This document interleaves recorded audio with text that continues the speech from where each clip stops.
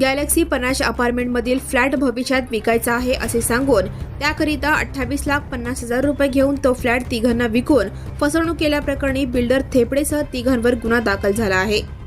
याबाबत ओमकर सिद्धलिंगप्पा उंबर्जे राहणार माऊली छावा कोकणीपाडा मालाड यांनी बिजापूर नाका पोलीस ठाण्यात बुधवारी फिर्याद दिली आहे। या फिर्यादीवरून गॅलोरी डेव्हलपर्स प्रायव्हेट लिमिटेडचे अमित अशोक थेपटे, मोनाली अमित थेपटे, शीतल चंद्रकांत देशमुखे राहणार गॅलोरी डेव्हलपर्स प्रायव्हेट लिमिटेड मंत्री चंडक पार्कजवळ यांच्यावर गुन्हा दाखल झाला आहे।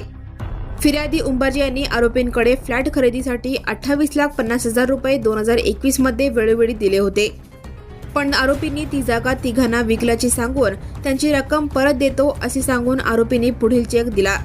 तो चेक वटला नाही, शिवाय नंतर पैसे देण्यास टाळाटाळ केली, अशा आशयाची फिर्याद त्यांनी दिली आहे। या प्रकरणी वरील तिघांवर गुन्हा दाखल झाला असून घटनेचा तपास पोलीस निरीक्षक दादा गायकवाड करत आहेत। Subscribe now and press the bell icon. Never miss an